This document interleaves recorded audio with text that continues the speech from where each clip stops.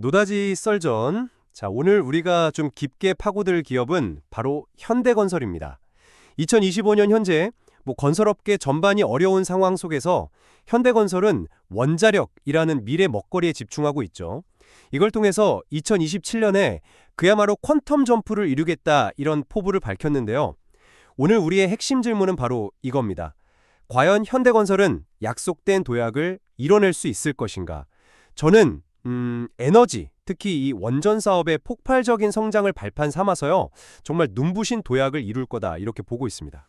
아, 저는 그 장밋빛 미래를 이야기하기에는 글쎄요, 아직 해결해야 할 현실적인 위험 요소가 너무 많다고 봅니다. 좀 더 신중하게 봐야 하지 않나 싶네요. 좋습니다. 그럼 제 관점부터 좀 말씀을 드려보죠. 저는 현대건설이 2027년을 기점으로 회사의 체질을 완전히 바꾸는 중대한 전환, 그러니까 퀀텀 점프를 목전에 두고 있다 이렇게 확신합니다.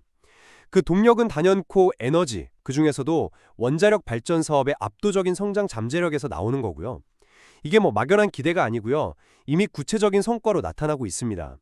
예를 들어서 미국에서 진행 중인 마타도로 프로젝트는 11기가와트라는 어마어마한 규모인데 현재 기본 설계, 즉 피드 단계를 마치고 본격적인 공사 계약인 EPC로 전환될 가능성이 아주 높습니다. 또 불가리아에서도 코즐로두이 원전 EPC 계약 체결을 앞두고 있고요. 이런 대형 프로젝트들을 기반으로 현재 한 5천억 원 수준인 에너지 부문 매출을 2030년까지 5조 원, 무려 10배로 키우겠다는 야심찬 계획을 세웠죠. 물론 지금 당장 보이는 영업이익률은 낮습니다. 하지만 이건 고수익 원전 사업이 본격적인 실적으로 잡히기 전에 일시적인 과도기일 뿐이다. 미래 성장성은 대단히 확실하다 이렇게 봅니다. 그 장기적인 비전 자체를 부정하고 싶은 생각은 없습니다. 원자력 사업이 성공한다면 분명히 큰 기회가 되겠죠. 하지만 그 비전이 현실이 되려면 당장 발목을 잡고 있는 이 단기적인 문제들부터 해결해야 합니다. 해외 사업장에서 계속 발생하는 손실과 국내 주택시장의 불확실성이라는 이 두 개의 큰 족쇄가 채워져 있는 상황을 외면해서는 안 되죠. 구체적으로 사우디의 자프라, 마잔 현장은 이미 공사 원가율이 100%를 넘어서 공사를 하면 할수록 손해가 나는 그런 구조가 되어버렸습니다. 이 문제는 2026년 3분기까지는 계속 실적에 부담을 줄 명백한 악재고요. 국내 상황도 마찬가지입니다. 미분양이 3,500세대에 달하고 특히 이 중에 750세대는 이미 다 지어졌는데도 팔리지 않은 준공 후 미분양입니다. 이걸 해결하는 과정에서 추가적인 손실이 발생할 수밖에 없어요. 핵심 사업인 국내 주택 부문의 원가율이 93%에 달한다는 건 정말 심각한 문제입니다. 아니 식당으로 치면 1,000원짜리 음식을 파는데 재료비가 930원이란 얘기거든요. 이런 상황에서 어떻게 2027년 퀀텀 점프라는 희망을 얘기할 수 있겠습니까? 이건 여러 난관에 모두 극복해야만 가능한 아직은 보장되지 않은 조건부 희망일 뿐입니다. 바로 그겁니다. 그 현실적인 문제들을 한 번에 해결할 게임 체인저가 원전 사업이라는 거죠. 지금의 어려움은 미래의 거대한 이익을 위한 일종의 성장통으로 봐야 합니다. 자, 원자력 사업이 과연 황금알을 낳는 거위가 될 수 있을지 아니면 위험한 도박에 그칠지 이 부분부터 좀 깊이 들어가 보죠. 저는 단연코 전자라고 봅니다. 그 규모와 수익성이 기존 사업과는 차원이 다르기 때문이에요. 앞서 말씀드린 미국 마타도르 프로젝트만 해도 원전 한 기당 건설비가 100억 달러, 우리 돈으로 13조 원이 넘습니다. 여기서 현대건설의 참여 지분이 40에서 50%에 이를 것으로 예상되는데 프로젝트 하나만으로 회사의 체질을 완전히 바꿔놓을 수 있는 그런 수준입니다. 말씀하신 규모는 확실히 인상적이네요. 근데 그 이면의 불확실성을 너무 쉽게 생각하시는 것 같습니다. 당장 불가리아 원전 계약만 봐도 그렇죠. 원래 2025년 말, 그러니까 올해 말에 계약 체결 예정이었지만 이미 내년 상반기로 한 차례 연기됐습니다. 이런 대규모 프로젝트는 정치적, 경제적 변수가 많아서 계획대로 순조롭게 진행된다고 장담하기가 어렵습니다. 특히 저는 미국 시장의 리스크가 생각보다 크다고 봅니다.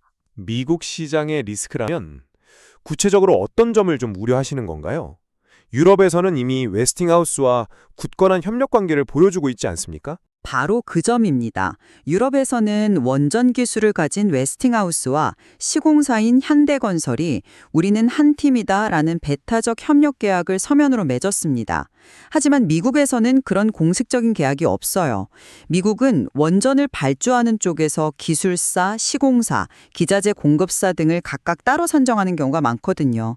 즉, 웨스팅하우스가 현대건설을 파트너로 추천하더라도 최종 결정권자인 발주처가 우리는 다른 시공사를 쓰겠다고 하면 그만이라는 겁니다. 기본 설계까지 잘 해놓고 정작 가장 큰 돈이 되는 본공사, EPC를 다른 회사에 뺏길 수 있는 구조적인 리스크가 분명히 존재합니다. 아, 흥미로운 지적이신데 저는 그 부분을 좀 다르게 해석합니다. 서면 계약이 없다는 그 사실보다 더 중요한 건 웨스팅하우스가 미국 내의 벡텔이나 플로어 같은 쟁쟁한 경쟁사들보다 현대건설을 더 신뢰하고 있다는 그 실질적인 관계죠. 현대건설이 국내외에서 24개의 원전을 지으면서 쌓아온 경험과 데이터, 그리고 그 과정에서 구축한 촘촘한 공급망 관리 능력은 세계 최고 수준입니다. 이건 다른 회사가 쉽게 따라올 수 없는 현대건설만의 핵심 경쟁력이거든요. 발주처 입장에서도 이렇게 실력이 검증된 파트너를 마다할 이유가 없습니다. 오히려 리스크를 줄이기 위해 현대건설을 선택할 가능성이 높다고 봅니다. 유럽 시장에서의 강력한 입지도 잊어서는 안 되고요. 슬로베니아, 핀란드와는 이미 배타적 협력 관계를 맺었고 경쟁사인 프랑스 EDF는 자국 내 원전 관리만으로도 벅차서 해외 시장에 적극적으로 나서기 어려운 상황입니다. 이건 현대건설에게는 엄청난 기회죠. 대형 원전에 대한 이야기는 잘 들었습니다. 근데 저는 이 소형 모듈 원전, 즉 SMR에 대한 시장의 기대가 너무 과도하고 또 너무 이르다. 이 점도 지적하고 싶습니다. SMR은 말 그대로 도시 옆에 지을 수 있을 만큼 작고 안전하게 만든 차세대 원자로인데 이게 본격적으로 상용화되려면 빨라야 2035년 이후로 보고 있습니다. 아직 10년 이상 남은 너무 먼 미래의 이야기라는 거죠. 지금 홀텍이라는 회사와 SMR 사업을 협력하고 있지만 이건 역시 최종적으로 고객이 우리는 홀텍의 SMR 모델을 사용하겠다고 결정해야만 현대건설이 참여할 수 있는 조건부 사업입니다. 아직 청사진 단계에 불과한 사업을 근거로 현재의 가치를 평가하는 건 무리가 있습니다. 잠깐만요. 그 부분은 좀 다르게 봐야 할 것 같습니다. 현대건설의 전략은 SMR로 당장 돈을 벌겠다는 게 아닙니다. 기존 대형 원전 시공 능력에 더해서 SMR을 통해 원전 설계 영역까지 사업 범위를 확장하려는 장기적인 포석으로 봐야 합니다. 단순 시공사를 넘어 종합 에너지 솔루션 기업으로 진화하는 과정인 셈이죠. 그리고 더 중요한 사실이 있습니다. 앞서 제가 2030년 에너지 매출 목표가 5조 원이라고 말씀드렸는데 놀랍게도 이 수치에는 아직 거대한 미국 사업 실적이 반영되지 않았다는 점입니다. 즉 이 목표는 보수적으로 유럽 프로젝트만으로도 달성 가능한 수치라는 거죠. 만약 미국 사업까지 본격화되면 실제 성과는 5조 원을 훨씬 뛰어넘을 수 있다는 숨겨진 잠재력이 있는 겁니다. 게다가 원전 사업은 목표 영업이익률을 10% 중반대, 이른바 미드틴으로 잡고 있습니다. 지금 전사 이익률이 2%대인 것을 감안하면 이 사업이 본격화됐을 때 전체 수익성이 얼마나 극적으로 개선될지 짐작할 수 있죠. 높은 목표 마진 물론 좋습니다. 좋은데 그 미래가 올 때까지 과연 회사가 버텨낼 체력이 되는지가 근본적인 의문입니다. 앞서 말씀드렸듯 현재 영업이익률은 2.3%에 불과합니다. 이게 혹시 곳곳에서 물이 새는 배와 같은 상황은 아닌지 냉정하게 봐야 합니다. 지금 이 순간에도 사우디 현장 3곳에서는 계속 손실이 쌓이고 있고 이 부담은 앞으로 1년 반 이상 지속될 명백한 악재입니다. 이 구멍을 어떻게 메울 것인지에 대한 답이 먼저 나와야 합니다. 그렇게 보실 수도 있지만 저는 관점을 바꿔서 그것이 미래의 리스크가 아니라 과거의 문제를 정리하는 과정이라고 말씀드리고 싶습니다. 문제가 된 해외 현장들은 모두 2026년이면 공사가 마무리됩니다. 즉 리스크의 끝이 보인다는 거죠. 이건 새로운 도약을 위한 바닥 따지기 단계로 해석해야 합니다. 더 중요한 것은 과거 해외 플랜트 사업에서 큰 손실을 겪은 이후에 내부적으로 수주 심사 기준을 굉장히 까다롭게 바꿨다는 점입니다. 그렇게 깐깐한 기준으로도 96조 원, 약 3.2년치에 달하는 풍부한 일감을 확보했다는 사실 자체가 현대건설의 강화된 사업 경쟁력을 보여주는 명백한 증거입니다. 죄송하지만 그 주장은 좀 받아들이기 힘드네요. 수주 잔고가 많다는 것이 당장 수익성이 나쁜 이 현실을 가려주지는 못합니다. 국내 주택시장을 다시 보시죠. 3,500세대의 미분양, 특히 대구에 집중된 750세대의 중공후 미분양은 골칫거리입니다. 이걸 해결하기 위해 CR 리츠, 그러니까 부동산 투자 신탁을 활용한다고 해도 결국 제값을 다 받기는 어려우니 일정 부분 손실을 떠안아야 하는 문제입니다. 핵심 사업인 주택부문 원가율이 93%라는 건 해외에서 손실이 나는 동안 국내에서 벌어서 메워주는 구조가 더 이상 작동하기 어렵다는 걸 의미합니다. 해외에서도 손실, 국내에서도 낮은 수익성, 이런 상황에서 어떻게 미래 성장 동력인 원전에 투자할 막대한 자금을 확보할 수 있겠습니까? 그건 역시 일시적인 현상으로 봐야 합니다. 주택 원가율이 지난 3분기에 잠시 나빠졌던 것은 포항의 한 현장에서 일회성으로 큰 정산 비용이 발생했기 때문이고요. 전반적인 원가 관리 개선 추세는 여전히 유효합니다. 오히려 주택 부문은 이미 5년치 일감을 확보했고 아직 착공하지 않은 시공권 확보분까지 포함하면 7년치에 달하는 안정적인 기반을 갖추고 있습니다. 이것이 바로 현대건설의 가장 큰 강점입니다. 이 든든하고 안정적인 기반 위에서 에너지라는 새로운 고수익 성장 엔진을 장착하는 것, 이게 바로 현대건설이 그리는 큰 그림입니다. 과거의 부실은 털어내고 리스크 관리 시스템은 강화했으며 안정적인 주택 사업을 바탕으로 고수익 원전 사업으로 포트폴리오를 전환하는 매우 영리하고 전략적인 움직임이라고 평가해야 합니다. 새롭게 진행될 때 이야기입니다. 원전 프로젝트는 하나하나가 국가적인 사업이라 정치적, 경제적 변수가 너무 많습니다. 당장 불가리아 것만 해도 정부의 재원 승인 문제 때문에 지연되지 않았습니까? 사우디 현장들에서 발주처에 요구한 추가 공사비, 즉 클레임 협상도 계속 늦어지고 있고요. 이 모든 불확실성이 해소되기 전까지는 긍정적인 전망만을 내세우기는 어렵습니다. 계획이 아닌 실행으로 증명해야죠. 물론 모든 계획에는 변수가 따릅니다.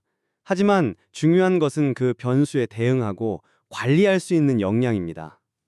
현대건설은 최근 미국에서 대형 원전 4기와 SMR, 그리고 가스터빈까지 한 곳에 짓는 거대한 에너지 캠퍼스 사업의 핵심 파트너로 참여하고 있습니다. 이건 현대건설이 단순 시공사를 넘어 에너지 인프라 전체를 설계하고 해결책을 제공하는 기업으로 진화하고 있다는 증거입니다. 또한 원전 공사는 한 번 해보면 다음엔 더 잘할 수 있는 반복 공정의 특성이 강해서 일반 플랜트 사업보다 원가 변동성 리스크가 훨씬 적습니다. 그리고 현대건설은 이 분야에서 세계 최고의 경험과 데이터를 축적하고 있죠.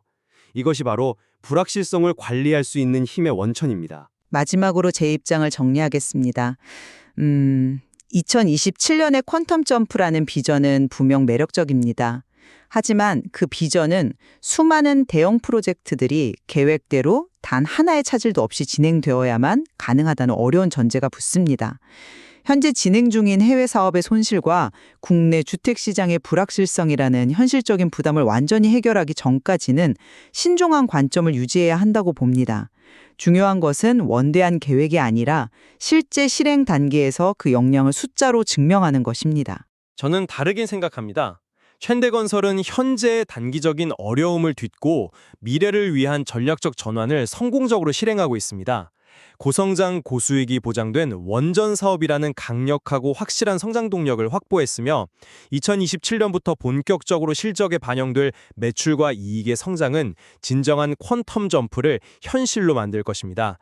현재의 우려는 결국 미래의 성과 앞에서 기우에 불과했다는 것이 증명될 거라고 봅니다. 결국 현대건설의 미래는 현재 리스크를 성공적으로 관리하고 또 미래 성장 동력인 원전 산업을 계획대로 현실화할 수 있는지 여기에 달려있다고 볼 수 있겠군요. 네, 맞습니다. 과연 거대한 잠재력을 실제 재무제표 위에 숫자로 만들어낼 수 있을지 그 과정을 지켜보는 것이 중요한 관전 포인트가 될 것입니다. 최종적인 판단은 시청자 여러분께서 직접 해보시길 바랍니다.